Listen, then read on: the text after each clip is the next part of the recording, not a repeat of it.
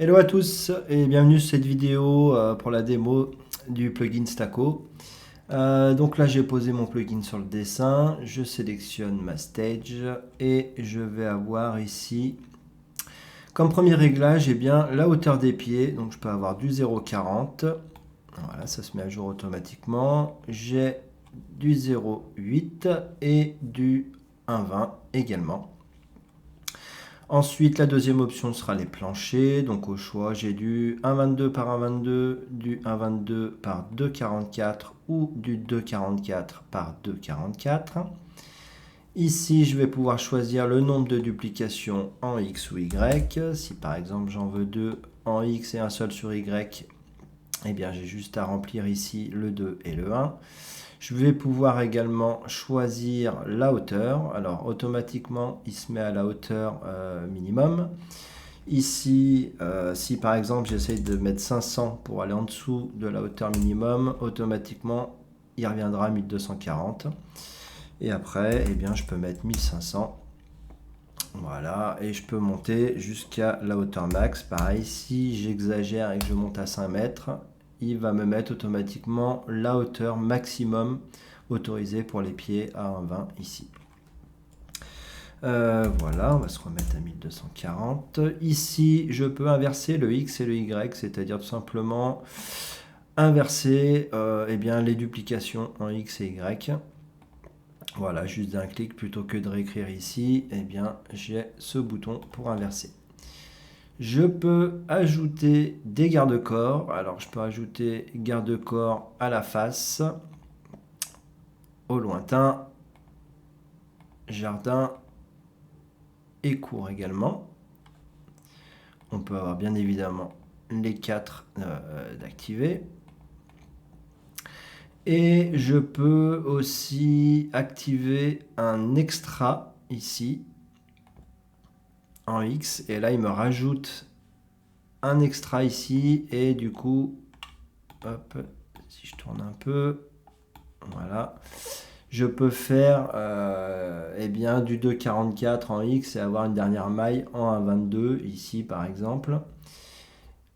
Ou en 2,44 par 2,44. Alors pas grand intérêt parce que j'aurais pu mettre une duplication en plus, mais on peut le faire. Et par contre, si j'essaye de mettre du 1,22 par 1,22, là je vais avoir un message parce que effectivement ça ne correspond pas ici à la travée. Donc du coup, ça me désactive automatiquement l'option. Donc je vais reprendre du 1,22 par 2,44. Voilà. Ici, je peux choisir sa position. Donc, est-ce qu'il va être en premier dans la maille, ici? Est-ce qu'il va être en deuxième, donc entre les deux? Ici, j'ai le premier, le deuxième. Ou est-ce qu'il va être en troisième position, ici, sur ma dernière maille? On a la même chose sur les Y. Alors pareil, j'ai le petit message parce qu'il faut que je prenne un plancher, hop là, en 2,44. Voilà, et là, automatiquement, ma scène se met bien avec ma travée supplémentaire 1,22 par 2,44. Pareil, je vais pouvoir changer sa position ici comme je le souhaite. Et ensuite, on a une option pour supprimer les garde-corps. Si par exemple vous avez des escaliers à mettre, par exemple. Donc je vais mettre des garde-corps ici, jardin, court et lointain. Et admettons que j'ai une montée d'escalier à faire ici. Eh bien, je peux tout simplement, ici dans jardin, supprimer en fait la deuxième partie. Parce qu'ici, j'ai ma première duplication et ici la deuxième. Et automatiquement, il m'enlève le garde-corps ici. Je peux faire pareil à court, enlever le deuxième. Voilà. Et par exemple au lointain, ici j'ai besoin de mettre une rampe, et ben pareil, je peux aller choisir par exemple de prendre au lointain la troisième pour mettre ma rampe ici, ou la deuxième si je veux la mettre ici au milieu. Enfin voilà, c'est totalement configurable.